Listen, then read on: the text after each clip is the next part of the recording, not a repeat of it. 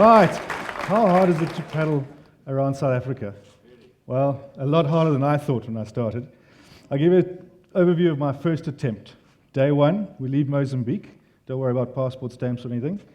Day 3, I'm off Sodwana, 3 kilometers out to sea, having a wonderful time. I'm hit by a shark from behind. I roll off the back of my ski into the water. I eventually get back onto my boat and realize I'm sinking, and I've got 3 k's to get back to the shore. I do, I'm here today. I get a new ski that afternoon. That evening, a new ski arrives. The following day at 5 o'clock, I'm on the water, paddling again. Day 5, big surf, I snap the ski in half. I have to borrow another ski. Day 7, more big surf, I injure my lower back. I spend 5 days having treatment.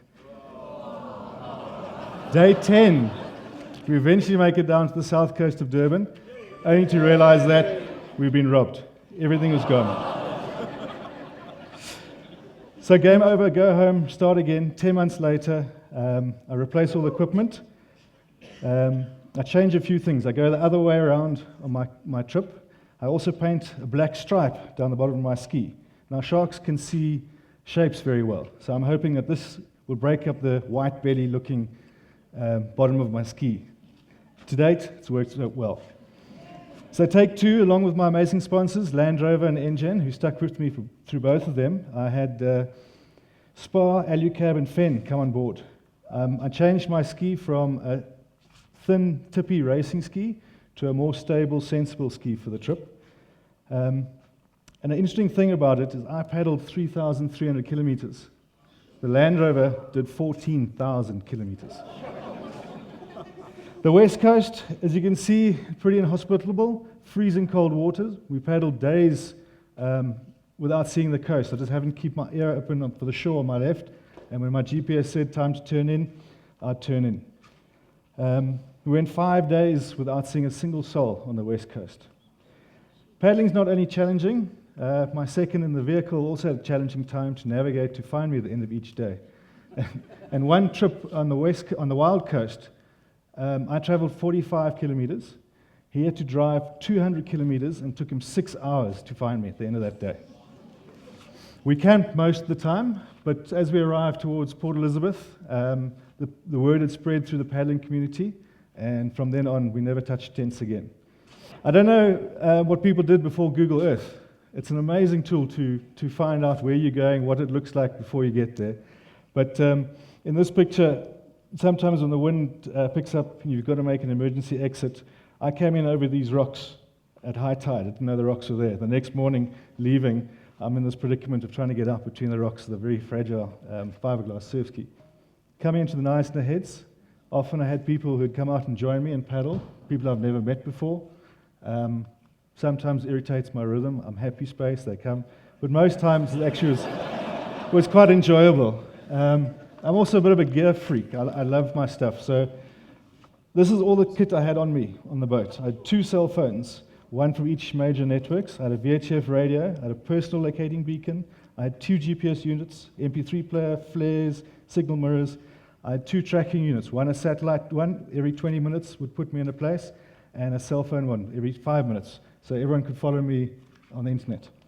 My best thing was a GoPro and a little pole, which gave me all these footages. This pic was of the sunrise on my right-hand side, which I knew I'd actually turned the corner and I was heading up north again. This picture was taken off the Wild Coast, one of the nicest parts, happy days. I'm really pleased we are here. I always thought the Wild Coast was going to be hectic, and it was pretty much an unfounded thought. It ended up being the 8 best days of my trip. This video clip is of me stopping on the Wild Coast after quite a tough day and thinking, hey, you guys want to see this. Who's seen it from this angle? Hole in the wall, not very many of you. The highlight of my paddling trip, I think, was crossing False Bay. I paddled across a pod of orcas. Now, obviously, having all the shark stuff, I was pretty nervous about these big creatures. And only afterwards I realized that there's never been an attack on a human in the wild. So my fears were pretty much unfounded. What is a typical day like? We'd wake up at 4 o'clock in the morning, I'd have a cup of coffee and a rusk, we'd get changed, pack the Land Rover, and go to where we stopped the night before. If we're camping, a simple roll out the tent, roll onto the beach, and off we'd go. I'd launch before 5 o'clock in the morning, try to get before sunrise. And the reason for this was I was going against the prevailing winds and currents. So in the morning was the best time for the calm conditions. I would do about 40 to 50 Ks a day, and finish paddling, 2 o'clock, have lunch, find accommodation, find somewhere to stay, pitch tent, 6 o'clock, have something to eat, 8 o'clock in bed, and we just repeat it day after day after day. I paddled 2 out of 3 days for the whole 4 months. The best thing to me that I came out of this trip, not the money I raised for the children, not my personal experience, but the people you meet. The amazing generosity that people give you. We had holiday houses. Here's the keys. This is where you fetch it. It's under the mat. Go for it. Never met the people. Still haven't met them. Interesting statistics. Everyone likes stats. 15 kilometers was the furthest I was offshore. And that was crossing from St. Francis Bay to Port Elizabeth, going past Jeffreys Bay on Christmas morning. It's quite an experience.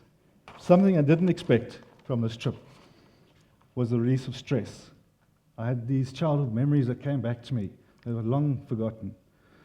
I've forgotten traffic. I've forgotten politics. So when I got back from my trip, went to my boss, I gave him a letter. Said, I'm gone. Anyway, this is something that what grows on your face when you get home. Unfortunately, it's got to come off.